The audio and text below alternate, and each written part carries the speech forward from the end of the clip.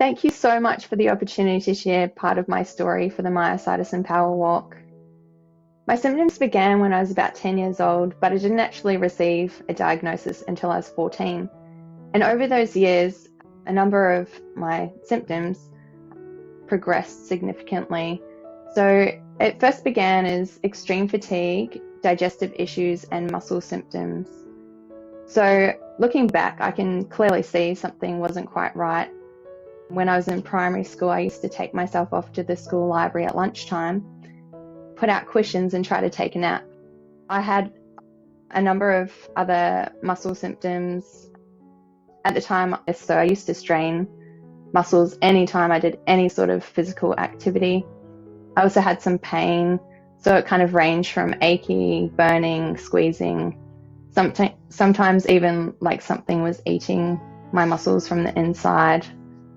But probably the most bothersome of the symptoms for me was this chronic nausea that I felt. I just felt sick. I just felt ill all the time. It began when I was around 10 years old, and it was progressively getting worse over those years. So it progressed into vomiting, and then the vomiting was becoming very regular. So it was almost weekly at that stage, and it was also becoming very painful. So when I was having these vomiting episodes, I was also having muscle spasm type pain, chest, back, neck, shoulders, and I began missing a lot of school because of it, and eventually I couldn't even make it a full day of school without vomiting. It took about 4 years all up for a diagnosis of myositis. There are a few main obstacles along the way for us. The first obviously being the rarity of myositis, and especially in my age group, and then the type that I have being classified as extremely rare in my age group. The second being the muscle symptoms. I wasn't recognizing certain things as symptoms, and I wasn't really communicating that to anyone because I just thought they were growing pains and what everyone felt. And the third being we're back and forth to the doctor, and sometimes it was a little bit dismissive, like, oh, hormonal changes at that age group, and nothing's showing up on the bloods. But eventually my liver functions tests came back consistently elevated. So my mum, being a nurse herself, insisted we be referred to a pediatric physician. So we went to see him. He ran some more tests, and last minute he decided to tick CK on the blood swarm. And the range then was 40 to 140, and mine came back in the thousands. So, we're finally getting somewhere. So I sent to a rheumatologist, ran an EMG, electromyography, the long needles, and that came back as very abnormal. And then I was sent for a muscle biopsy in my shoulder. And then shortly after that, we received a phone call that my specialist had a diagnosis for us. So we all went in. It was actually Christmas Eve. And I remember I was only 14 at the time, and I remember I was a little bit disappointed because I was meant to go see a movie with a friend that day, and then I had to go to the doctor instead. So we sat down. He said, look, you have polymyositis. I'm going to start you on this treatment. Here's a little bit of information, and it's a very, very little bit of information back then. There wasn't much available. And he said, we'll see how it goes. Hi, I'm Waiyee. I have anti-synthetase syndrome.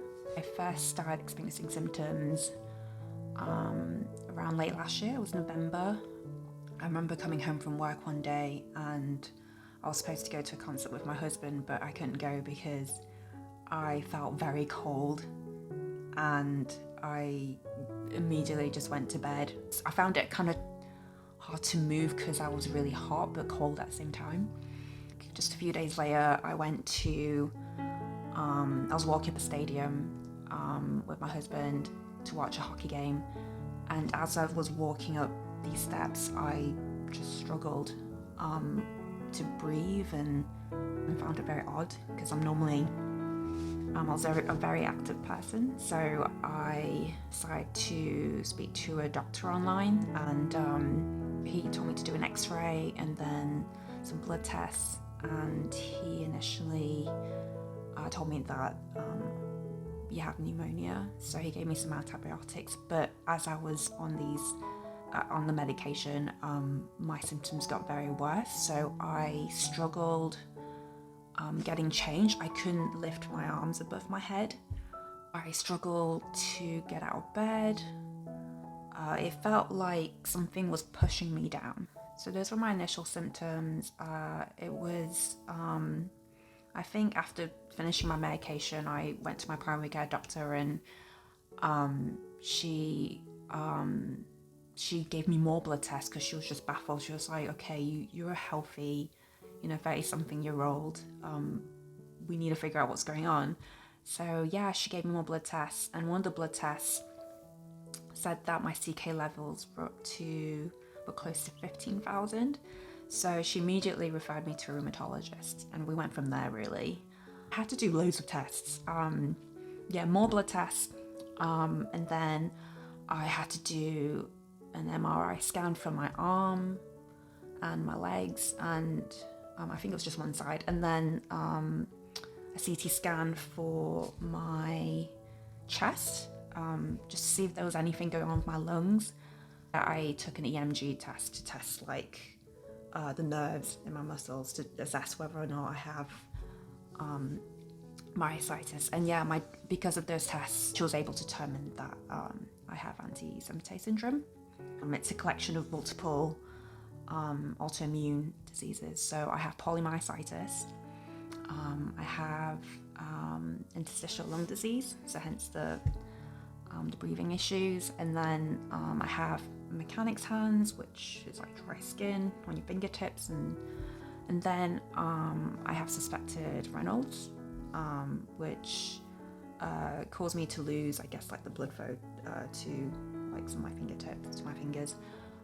I first started experiencing symptoms probably about 9 months before I had a diagnosis, but I didn't realize they were all related. So I actually initially started going to a dermatologist because I had rashes, and so I had eczema, and that's what my first diagnosis was just eczema, because my rashes were on my hands and a little bit on my elbows. But I also thought my elbow rash was because I was doing floor planks, and so that began the diagnosis. And then so they did a skin biopsy, which came back saying that I had lupus, which I did not. And my dermatologist was like, I am not an expertise in this field. And so she sent me off to see a rheumatologist. With me being in a medical rural area, even though I'm 4 hours, like a big city, we just don't have a lot of providers in this area. And so we're 4 hours north of LA, 4 hours south of San Francisco area. And so I called around to see who could get me quickly in, and I got into a rheumatology appointment within a week. We did have to drive an hour and a half, but after that she started asking me a bunch of questions, and she said, I think it's either lupus or I think it's dermatomyositis. And so she ran about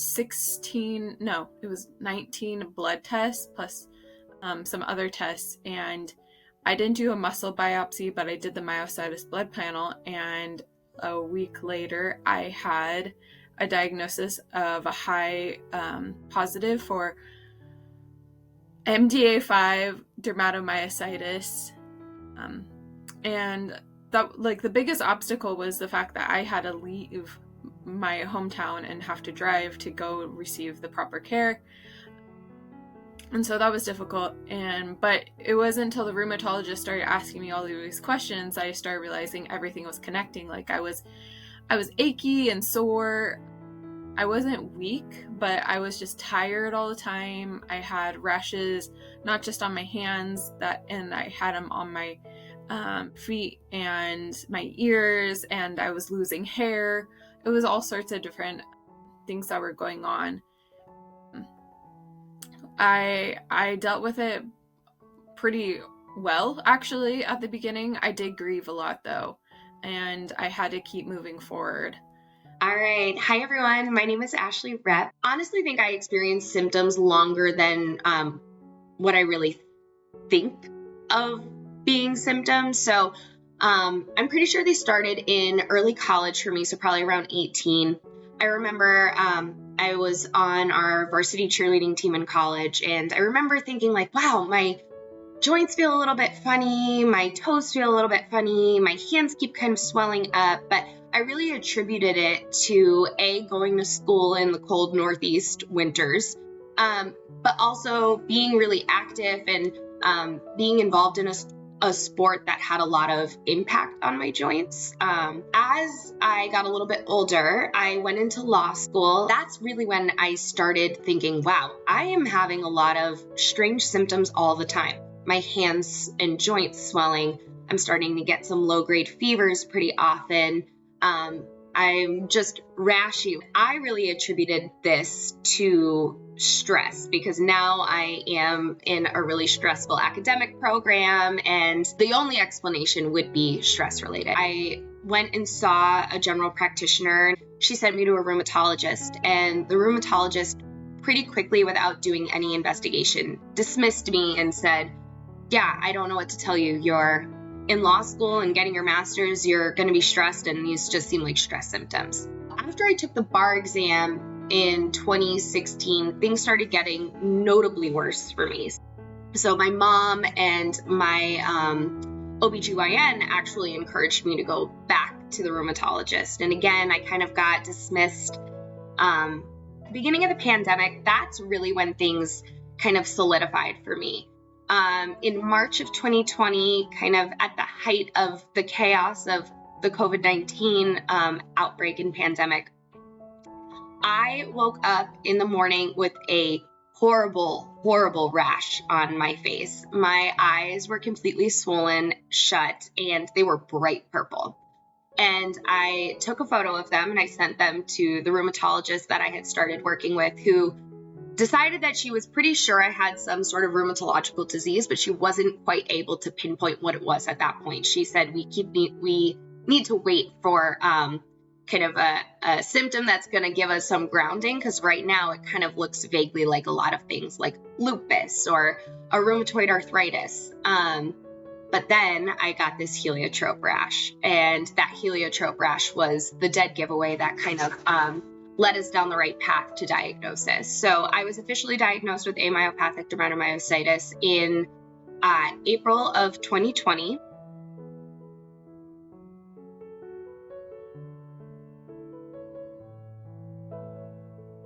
I think the biggest challenge about being diagnosed at a young age, I was diagnosed at 28, I'm now 30. When I went to look at like medical and scientific papers, dermatomyositis was either associated with people diagnosed at around 40 to 60 or 18 and under with juvenile dermatomyositis. So it was really hard to feel like my disease was even rarer because I was younger. And my doctor did say she had several patients, though, that were around my age, so I didn't feel super alone with that. Yeah, being diagnosed with myositis at this age came at the wrong time. For me personally, like before it hit me, I felt like I was finally doing something with my life. I got married, I moved to the States to be with my husband. I started studying for my master's in education. My plan was to become an elementary school teacher, and after having these symptoms and being diagnosed with myositis, it made me think about whether or not I could whether I could continue with my studies, because as a school teacher you physically have to do a lot. So yeah, I remember thinking like, oh my gosh, I don't know what to do. So yeah, and then also not just career-wise, I think there were loads of physical challenges, just whether or not I could walk more, whether I could hike again, whether I could swim, everyday things that I was able to do. Now it's different. There were some unique challenges of being diagnosed so young. I think to begin with, the one of the first things that was challenged was that my appearance changed, and also I felt like I changed a lot internally as well. So suddenly unrecognizable inside and out. The prednisone changed my appearance, and suddenly I was feeling very different, and people were not even recognizing me when they bumped into me. The second is probably my education was interrupted. I decreased the part-time schooling. I was missing a lot of class, missing being involved in a lot of things in high school, which also brought social isolation. I didn't have that interaction with my friends anymore as regularly. I think as well during those years as a teenager, it's an important time of gaining more independence, but I felt like I was going backwards and being more dependent on my parents during those years. My friends were planning their lives, their futures, university travel, and I was kind of just trying to survive the day. Probably the most challenging thing, I'd say, through those years, and also through the last 20 years, is the invisible element of the disease and the lack of understanding around it. I've often misjudged and misunderstood the impact of my myositis was minimized, and I was even mocked at times. Lazy, it's all in my head, it's my attitude, lovely comments like that. And at first it was very hurtful, especially being so sensitive. But now I realize it's just a real lack of understanding surrounding invisible illness. And I don't take it to heart now. I forgive and I advocate for myself when appropriate in a kind way.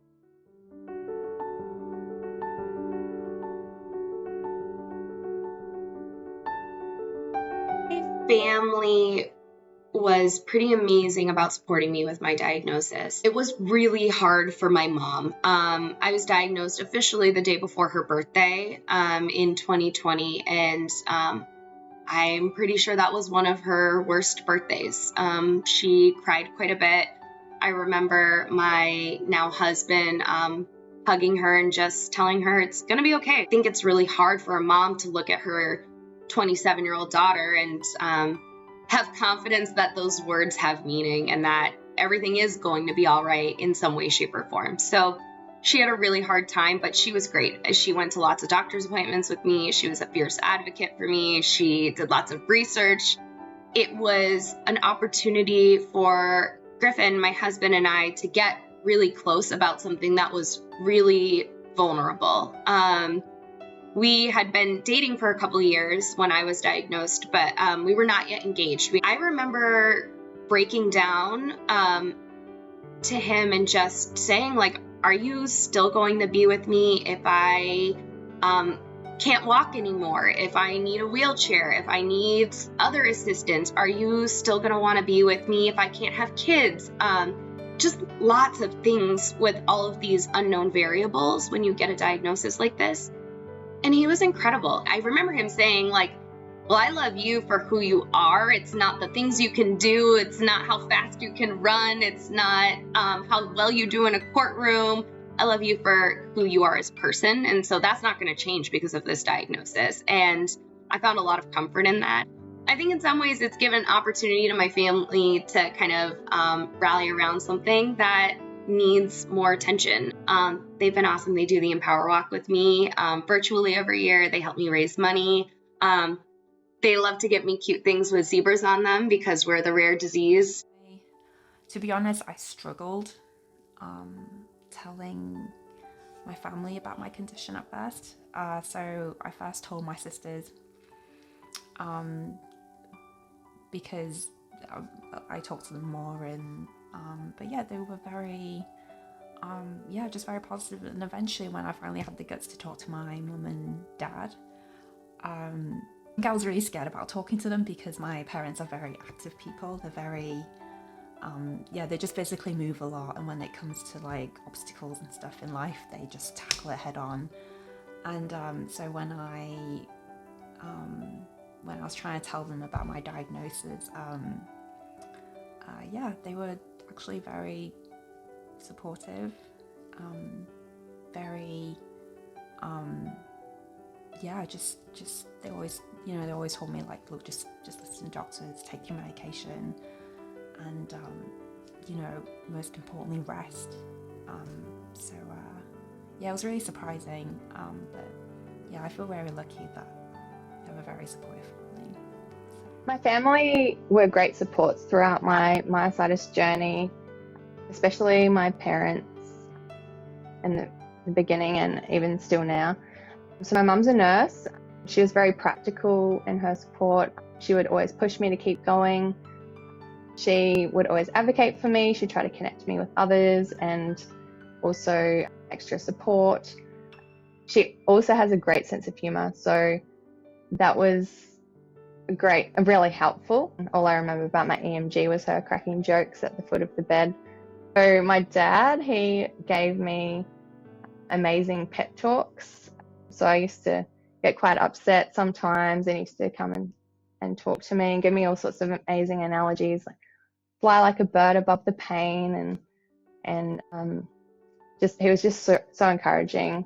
And he'd always used to tell me, this is character building, and I used to reply, my character's been built enough. But he was right. My siblings are quite young at the time, but myositis changed their lives too. I mean, my parents decided to move us to a different climate, so heat helps my myositis. I know some people it's opposite, cooler weather does, so they actually moved us all to a warmer climate. And fast forward to today, I'm married and I actually have 2 children now. They're very supportive. My husband is very optimistic. He's very high energy, very good, like, practical support. We make a great parenting team. And obviously myositis has impacted how I parent, but there's plenty of special things that the kids and I do together. I have and had an amazing support system, so it wasn't very complicated for me to move forward and get the diagnosis I needed to. I would also say, though, my family kind of was a mixed bucket. I had, like, my amazing parents were super supportive. My mom was taking me to doctor's appointments. My dad was just there for moral support, and like there was a little bit of a mixed reaction from my siblings, but there's always been a mixed reaction from my siblings, so I was kind of already used to it. And yeah, it's been an interesting process to continue to, like, advocate for myself and explain it to things. It does catch more of my friends off guard, like, especially if I haven't talked to them in a while, of just like what's going on. But yeah, so that's kind of like how my support system was.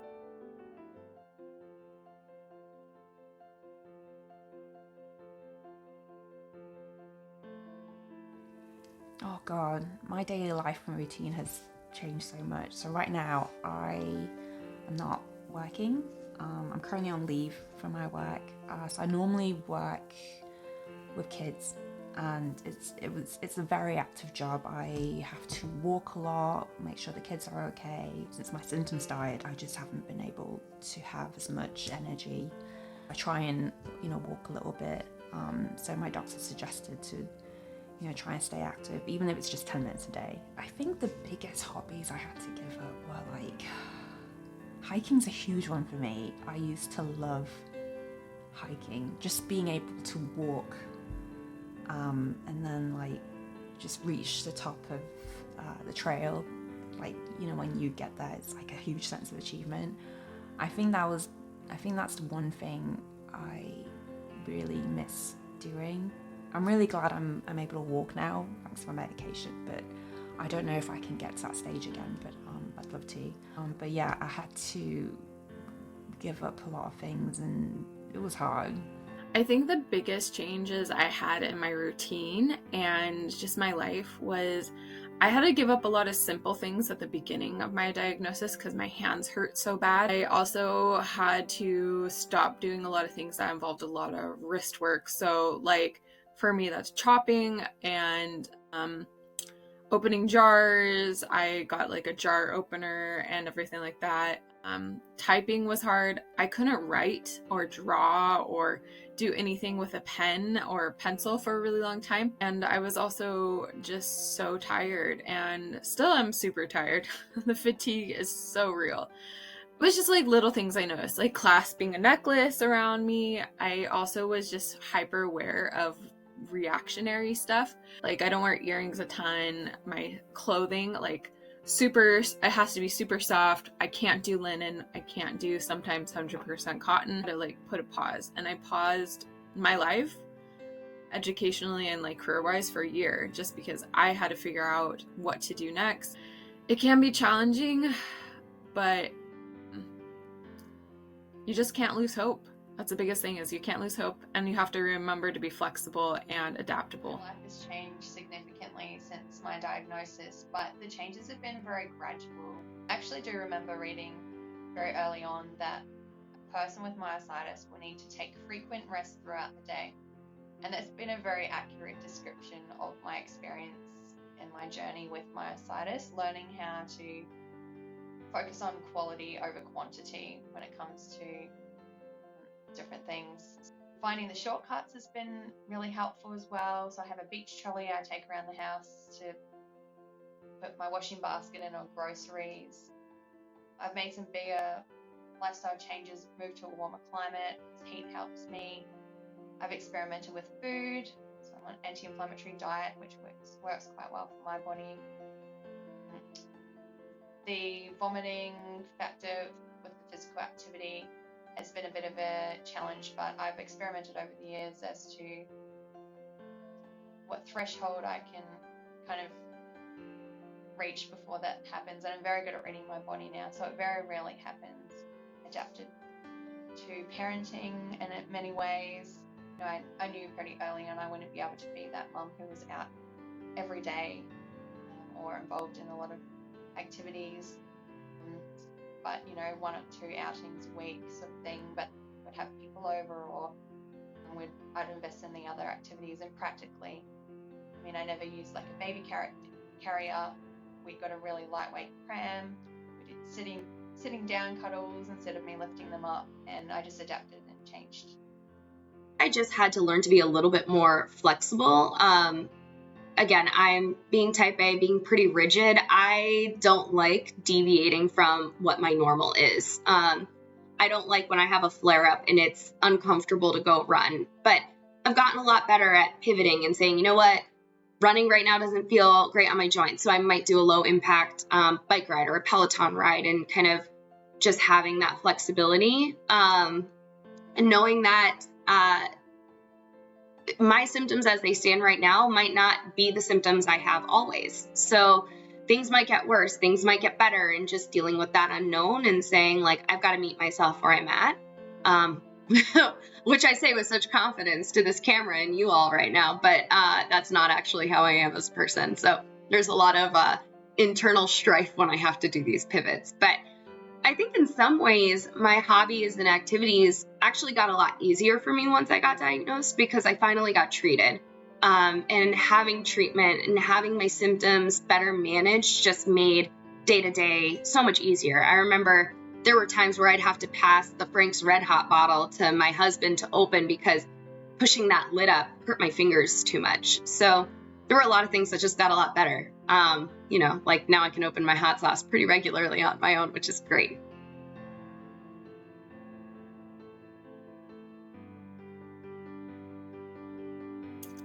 I think the advice I would give someone who's newly diagnosed is find good doctors, find good support, and to give yourself grace. This is a hard, challenging thing, and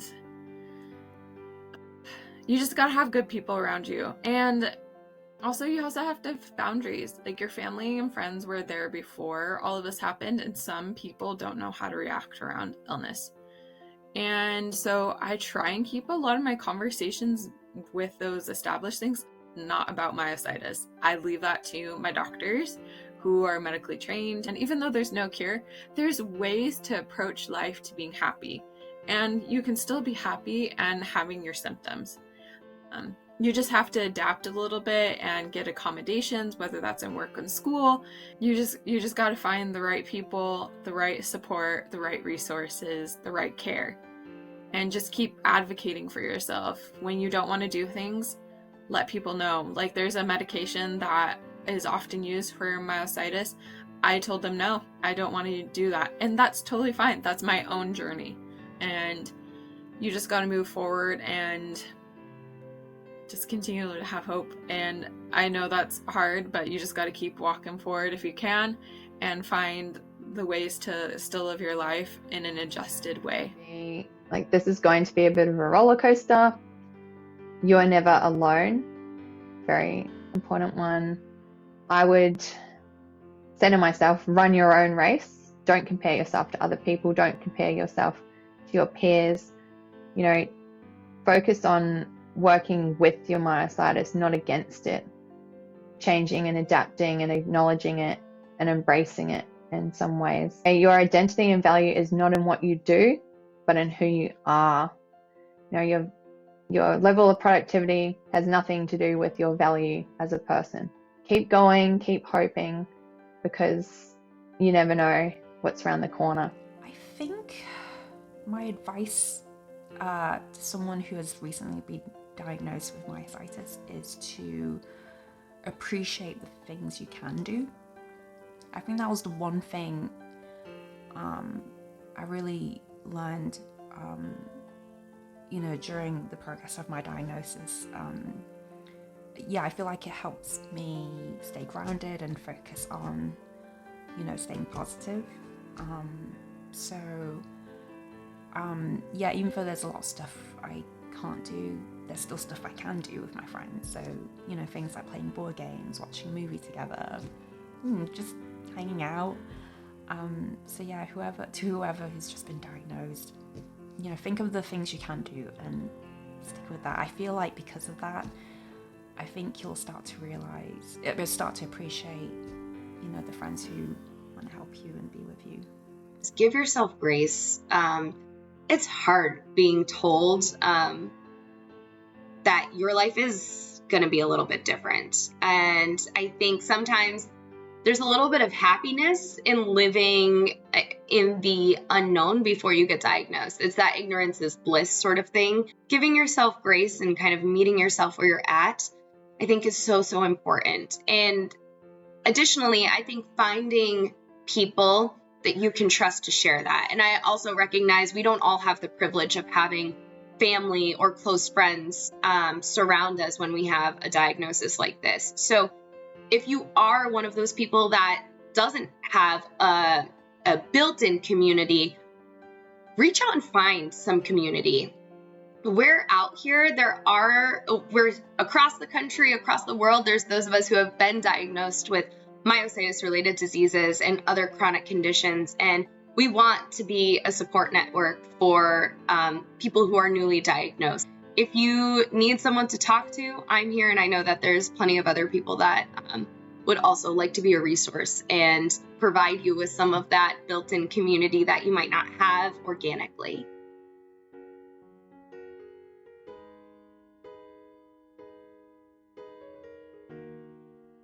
My age definitely influenced my interactions with doctors and peers and family in regards to my diagnosis. Obviously, being diagnosed so young, I had a lot of the decisions made for me, and I didn't really understand completely what was happening. I didn't completely understand myositis. As I've grown through the years, I've sort of developed a more ownership of my health. I make decisions. I feel more empowered. I've realized I like to know a lot, so I like to read a lot. I like to ask a lot of questions. I sort of focus on what I can control. I'm a lot better with advocating for myself now. I think one of the things a lot of people deal with is not being believed or not being understood when they go to the doctor and they talk about these ailments or these symptoms.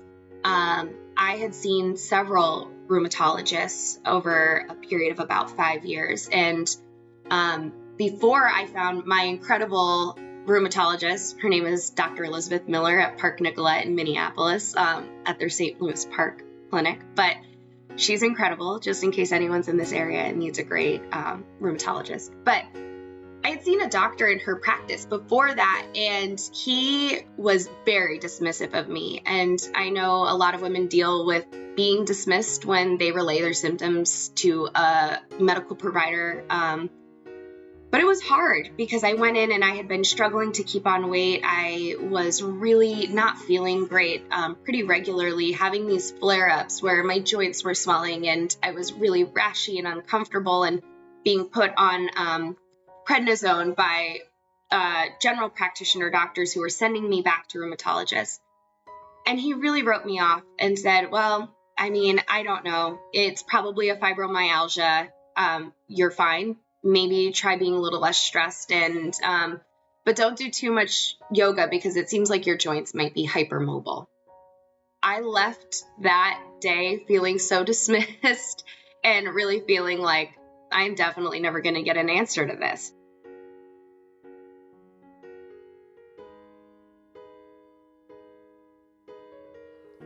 As soon as I received my diagnosis, I think my mindset was like, okay, where can I go from here? I knew, like, okay, this is the new normal. I'm gonna have to just go for it. I think my mindset throughout my life is, just to kind of go with the flow, like just, if anything happens, I always try and think of a solution and go around it. So I think because of that, it helped me adjust to a new normal. Even though it's hard at times, I know that this new normal is, is lifelong. It's going to be with me forever. So I need to. So I think my approach has always been like, okay, let's just do it. Like we can't go back. Let's just keep going. So yeah, that's how I've approached this. Coping with my diagnosis was very difficult at first. I sort of went in thinking my doctor would diagnose me with something, I'd get some medication, then I'd start feeling better. But I had no idea about the concept of chronic illness, and also that medications had side effects. So I was in for quite a shock. So the first year, I'd say, was very dark and very difficult. There were a lot of tears, a lot of meltdowns. I was suddenly unrecognizable inside and out. I didn't understand what was happening. I couldn't verbalize it. I had to decrease the part-time schooling. Like, life was completely different. And it was like, at my diagnosis, someone had involuntarily picked me up and put me on this completely different path in life, one that was bumpy and uphill and exhausting and full of bad weather and unknown. And I just wanted to go back to my old life. I just wanted to be walking on my old path where it was, predictable and familiar and comfortable. But I was suddenly on this very unknown path. And at first, my strategy was to ignore it, which did not go so well. Let me tell you that. So after probably a year of this, I started realizing that I needed to start navigating this new path that I was on. And there are a few ways that I did that to start with. First of all was journaling. And before I could verbalize how I felt, journaling really helped me and just get it all down on paper. The second was music. I found a lot of music and song lyrics that I could connect with and relate to. Third was finding my faith in a new way, which really helped me. And then the fourth one was adapting. So just taking little steps to adapt to living with myositis. My day-to-day life, the first thing was I implemented a daily nap every afternoon.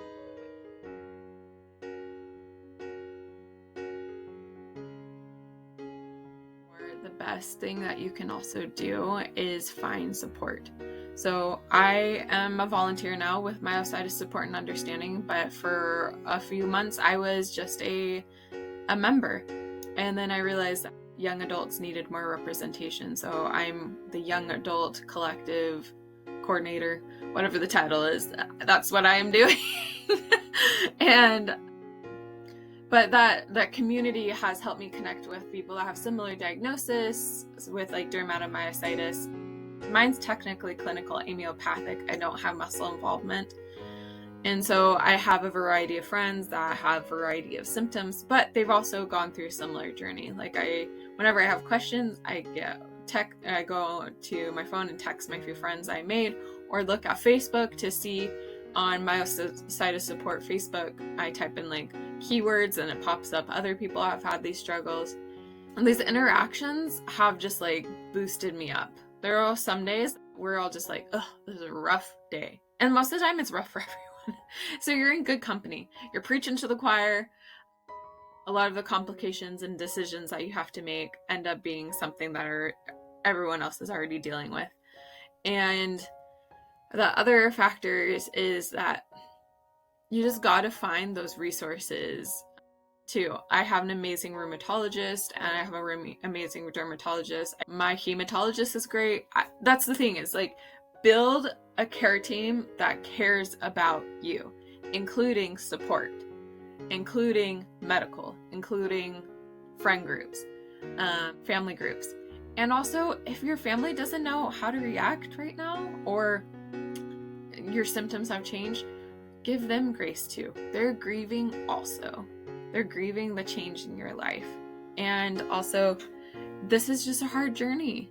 It's going to be hard, but you can do it. I can do it. I'm doing it. I have friends that have been doing this for years. I know. My family was great. They were my primary support group, especially being diagnosed during the height of the pandemic. But I also have a close group of friends that are a mix of college, law school, and now lawyer friends that really rallied around me and wear zebra stuff and do solidarity myositis walks. And that's been really great, especially since I don't love to share my diagnosis with lots of people unnecessarily. That close community of people has been really helpful for me.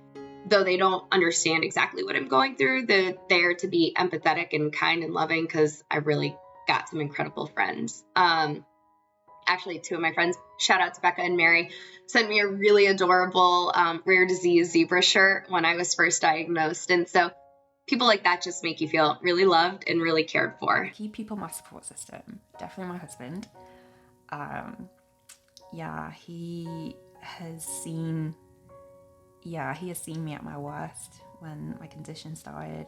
He has learned so much about this. I remember at the worst of my symptoms, he made me a bath and it was amazing. And I couldn't get up. So he had to help me with stuff like that, like helping me get up in the bathtub. Luckily with my medication, I'm able to do more stuff now. But even now and then, he'll still check in with me. So if we go on a long walk, he'll be like, hey, how are your legs doing? You know, just things like that. So yeah, to me, he's very important. I think it's very important to have somebody like that in your life when you have this condition. My family lives abroad, so I don't see them often, but they still message me and, you know, just to see how I'm doing. So I think that's really great. And then the friends that I do still hang out with, they know about my condition. They've been really supportive, so it's been great being able to hang out with them. And at the same time, they're able to kind of like work around my condition. I remember when I was very, very sick, I went to a friend's party, and he saved a chair for me to sit down so I can sit and actually still hang around with other people, hang around with people. And then because I couldn't have alcohol at the time because I was taking prednisone, he made me the best mocktails. So it's the things that friends do that really go a long way. So yeah, I'm really happy I feel very lucky to have these people in my life.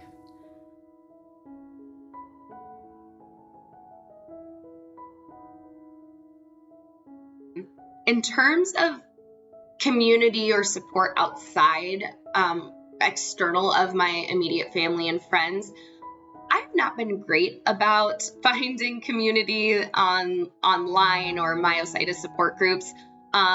I touch base with the Landmans every now and then, and I'm normally in touch with them around the time of the Myositis Empower Walk. But I don't think I really have a strong myositis community right now. So maybe this is my shameless plug to get one. So if anyone wants to be part of my myositis community, let me know.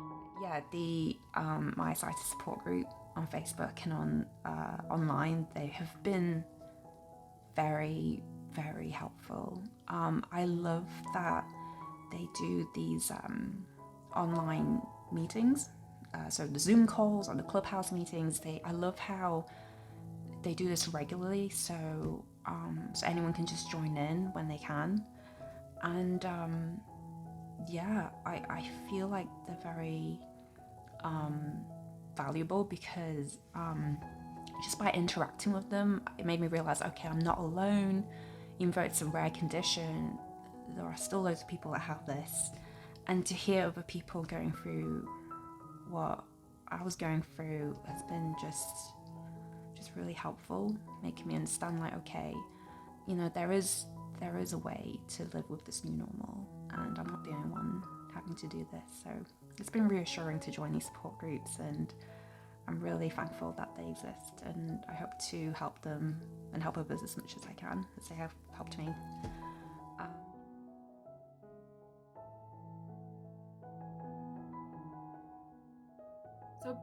So part of this journey is maintaining a positive attitude or mindset and staying resilient. Resilience, like, I have a hate-love relationship with that. Resilience usually means you've become resilient because you've had to go through hard stuff, which, let's be real, most of us have gone through hard stuff even before myositis and during our myositis diagnosis that isn't myositis. Faith is a huge motivator for me and helps me stay positive.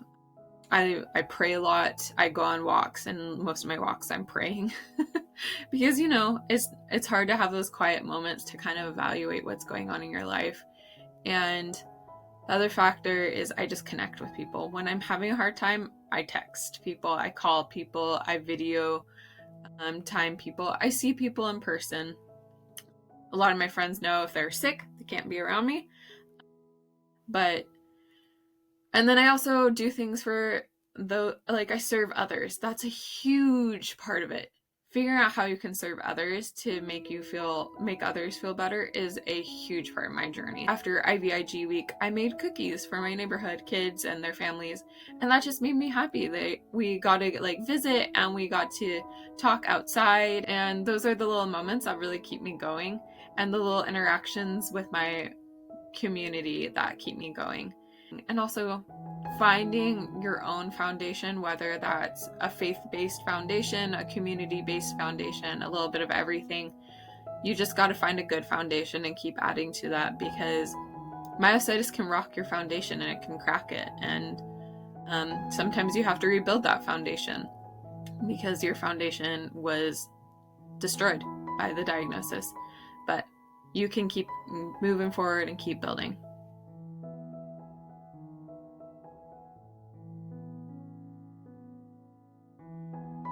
A particularly positive and inspiring moment would have been finding my old journals a couple of years ago. So I kept journals from the ages of 12 to 22, and this is through my diagnosis, through my first years of treatment. And it was just so interesting and entertaining, reflecting back through these journals and just reflecting on how much I've grown as a person, how much progress I've made, and how much stronger I am on the inside. And the path that I'm walking isn't necessarily any different. You know, it's still the same path, but over time, I've just learned how to navigate it and continuing to learn how to navigate it and learning to see it differently, seeing so many great things in my life also, so many flowers.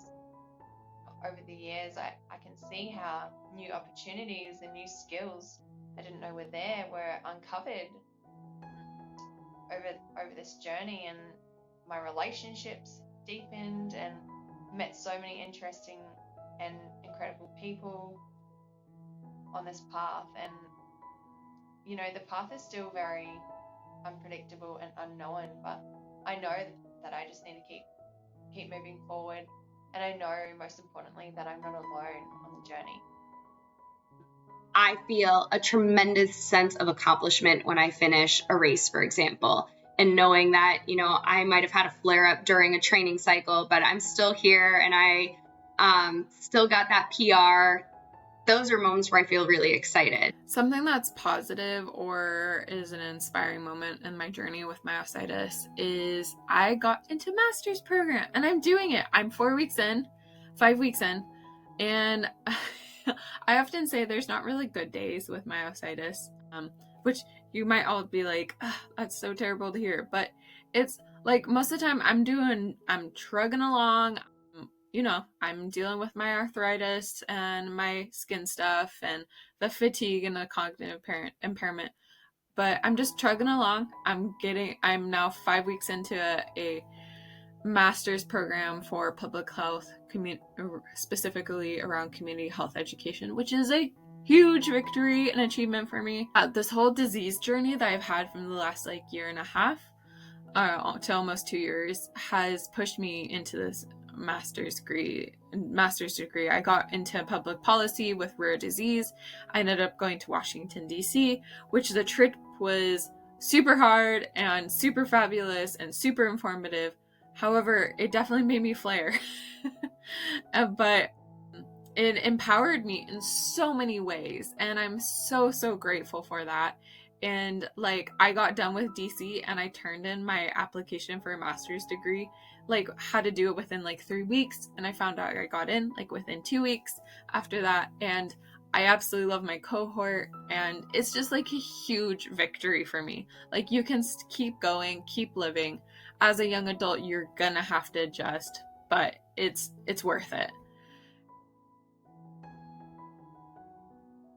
So the Landmans know, but I recently had a baby 2 months ago. His name is Owen. I didn't know how my myositis would impact my ability to have kids. Again, with a disease that doesn't have a ton of research behind it, doctors don't know all of the variables or what the outcomes are going to look like, how it's going to impact family planning. But one of the things that was interesting was my symptoms got very, very quiet during pregnancy. It was, in some ways, the best I had felt with my autoimmune condition in a very long time. And my OB told me that would likely happen, that she sees it pretty often with people that have lupus or RA or other chronic autoimmune conditions. And it's because when you're pregnant, your body kind of shuts down your immune system so that you don't reject the baby. And so your immune system can get really, really quiet and it's not attacking itself. So I felt great in some ways. I had no rashes. I had no Gottron's papules. I really was feeling great in that regard. The rest of pregnancy, not so much. That still kind of sucked. But autoimmune condition wise, I felt really good. Shortly after having Owen, though, I did have a pretty significant flare up and felt pretty crummy, which is not helpful when you're a brand new mom and there's lots of things to do. But I guess I was kind of anticipating that my immune system would kick back into gear and possibly kick into overdrive after having a baby. So I was prepared for that. It wasn't fun. This is my little guy. Oh, he's 2 months old. Oh, he might cry right on cue. So, all right, our newest Myositis Empower guy right here.